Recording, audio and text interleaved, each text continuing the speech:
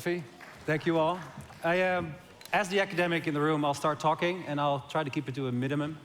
As Steffi so kindly introduced myself, my name is Joost. I wear a few hats, and one of those hats is teaching at NYU. I'm also an investor, an entrepreneur. I write words all the time. And most of those words come from conversations for me. And so I'm very thrilled to have the ability and the opportunity today to be joined by Robby, who really sees the world from a unique vantage point. So to kind of establish the conversation, and Steffi gave us a lot of big words to explain in, but seems to be a very small amount of time. First, who are you, what do you do, and what is your definition of gaming? Sure. So I think first we make games. We began life back in 2009 as a mobile free-to-play video game company. And for the last 5 years, we've focused on the intersection of games and blockchain technology. But I think maybe first, just to put a point on the game industry, to put it into perspective, maybe for some of you who aren't so familiar with it, gaming, in the words of the analyst Benedict Evans, I think it was, gaming is eating the world. So gaming was historically around an $80 billion a year industry, so similar to rental cars, as I just found out. Mm-hmm. And then mobile came along. And so now gaming is a $200 billion a year industry, which makes it bigger than television, feature film, and music combined. So gaming is by far and away the largest entertainment medium in the world, and that's largely due to the success of the smartphone, because although many of us may not categorize ourselves as gamers, if you ask yourself when the last time you picked up your mobile phone and played a game was, I would suspect probably 90% of you are actually gamers. And so thanks to the smartphone, there are 5 billion gamers around the world now. That's quite an array of numbers. The fascination I have personally with this is starting as an academic in the games industry, and then later as an analyst and a seller of data of sorts. I've always been explaining to people what gaming is, why it matters, and what's going on today, this year, and so on. And I think you did a good job pulling some of the numbers there. Over the last decade, the games industry has quadrupled in size, whereas every conventional form of media and entertainment has sort of stayed the same or has declined, right?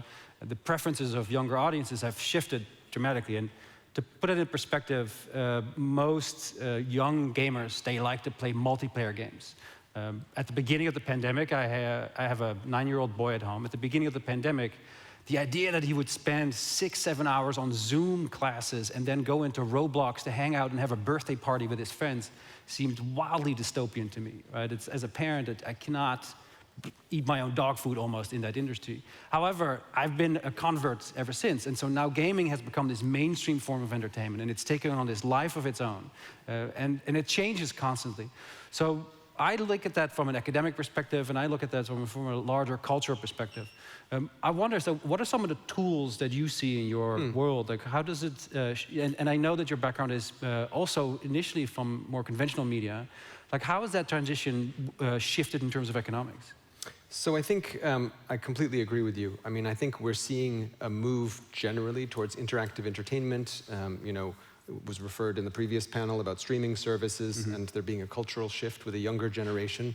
But I think actually we will see a bifurcation of this. So on-demand services, of course, are very popular, but I also think thanks to blockchain, we're now seeing the ability to confer property rights for digital assets to customers.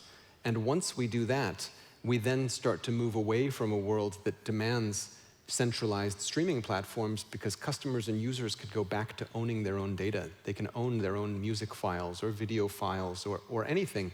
And you'll probably all have heard of the term NFT by now, non-fungible token. And so they can own this digital content through non-fungible tokens. And that, I think, will alter the landscape of distribution and how we think about our virtual economy. Interesting. It's you point out sort of a development that's relatively recent, though, right? And while I think we agree on many things, for the sake of the audience, let's disagree a little bit. It's more fun. So I'll take the stance that blockchain is a conversation that we need to get to in a moment. But currently, the games industry is very polarized. You have, on the one hand, a conversation of conventional game designers, people that make interactive experiences, that build large-scale single-player games or multiplayer online worlds And they look at it and say, this is the financialization of fun, right? This is more about the marbles than the game itself, as the Dutch like to say. And so is that really still fun? And then there is, of course, the proponents of something like blockchain and in its longer shadow, the metaverse, they argue, as you say, like, we've never had ownership of digital assets. We've never been able to really have that experience where gaming was always the second you turn it off or the second you cancel your subscription, you're out of it. But so much of what's exciting about play in the world at large, whether that's soccer or any other conventional sports, is the fact that we are invested, right, financially or emotionally. Even as, and I'm the worst Dutch soccer player you'll ever meet, but back home in New York, I'll be that one Dutch guy in the back of an Irish pub surrounded by Brazilians cheering for my team because it's all the other Dutch people watching at the same time. And so that experience makes it real. So how do you navigate that polarized debate where you effectively have a culture war around blockchain and interactive creativity? Like, how do you do that? I think like many culture wars these days, perhaps it's a little bit artificially confected. Because I think the idea of play, of course, exists for players. Players play games because they enjoy, the experience of play. But the business of making games has never been about play. And I would argue that's true of all creative industries. We try to make entertainment products, but ultimately it's a business and you have to make money. And so, for example, the game industry, I think, has long been resistant to change. When we found games moving from console to PC and then to mobile and then to free to play as opposed to pay to download or pay to own upfront premium games, every one of these shifts has been rejected resoundingly by a large proportion of the entrenched companies and developers who do very well from the existing system. And I think this is just reluctance to change. I mean, people screamed up and down that you could never play a game on a mobile phone because the screen is so small, it's terrible. And mobile is the best thing that ever happened to the game industry. It's more than doubled the industry in size. It's the mainstreamification, if that's a word. I don't know if that's a word. That's a word now. Yes.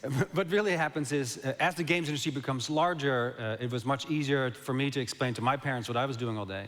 And it's also a much more inclusive universe at that point. And so it moves from the fringes of the entertainment universe into its center, right? It's now where we go to hang out with other people.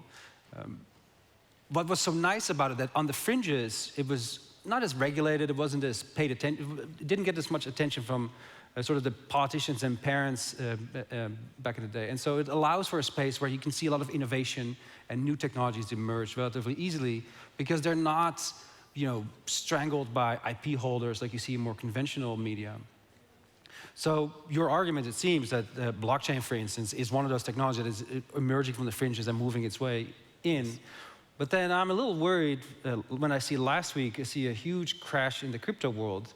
How do you address that? Like, doesn't that immediately undercut a lot of the trust that you're trying to build? Like, how do you navigate those challenges in your business? I don't think it does any more than seeing the stock market go down and saying, oh, we shouldn't take companies public anymore. I think there are always cyclicalities in markets, and I think particularly if you've observed the crypto markets over the last 5 or 10 years, as they have matured, the volatility still remains, but it becomes less severe in amplitude as it matures, and it's still very early days. But I think the important thing is that blockchain, in providing this sort of secure underpinning to the internet, something that it never had for the first 20 years of its life. We have terrible online transactions, online security. We've coalesced around streaming platforms because there's no good digital rights management online. Blockchain has a way to solve all of these problems. And so I think that's very interesting because it means that we're actually evolving the functionality of the internet now as a result. And that's why I think when we start to bring up this metaverse term, what's exciting is that when we start to knit all of these experiences together that run on similar blockchain protocols where we agree to standards of what it means to own a digital good, then we slowly start to create the metaverse, because what we have today is kind of like the metaverse. People spend time on Facebook and in Roblox and Minecraft and on YouTube. but these are all island experiences. They don't talk to each other, they don't share with each other, and they're designed to trap you in that experience and never leave. Whereas the idea of a metaverse is an open and free environment where these experiences talk to each other. You can take your digital stuff from one place to another, and you own it, and you have agency over your own stuff. And that's really important, because that's when you can start to actually think about spending time in the metaverse, not just, you know, amusing yourself, essentially paying for consumption, but also having an education or having a job or some kind of remuneration because there is a secure financial system built in. I want that future to exist, right? I'm ready for that. We're building, don't worry. But I have to also give in to my cynicism, right?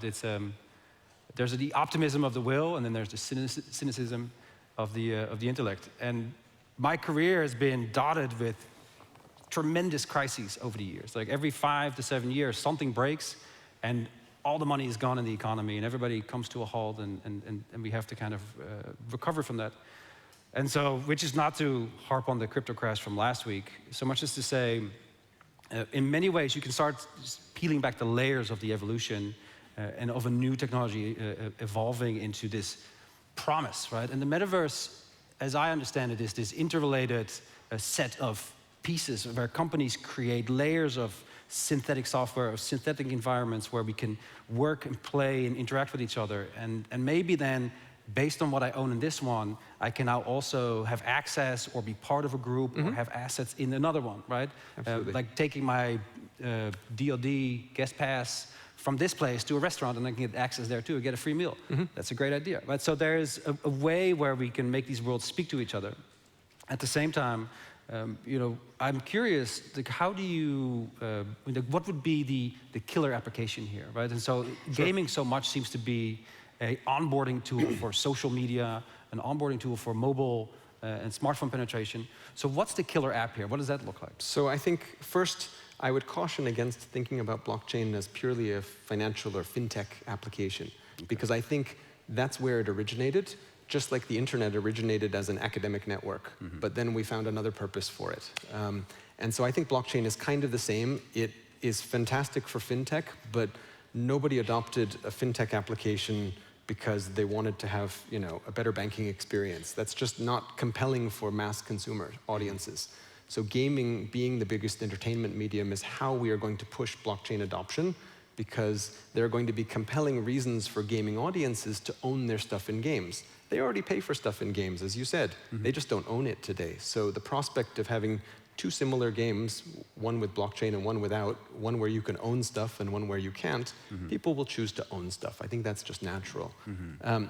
But over time, once we onboard people to blockchain, what we have already observed in very successful games like Axie Infinity, if some of you are maybe familiar with that one, is possession of a blockchain wallet gives you access to the global financial system. So it means financial inclusion. So it means that 2 billion people out there who don't have bank accounts and credit cards in the world will become part of the global economic system as a result of adopting blockchain. And that will actually have a massive societal impact. But it's going to be spearheaded by something warm and fuzzy like games, because games are what people like, and games are compelling for people. You know, a lot of people bought a smartphone for the first time because they're like, cool, I'll have this instead of a Nintendo because I can play games on it.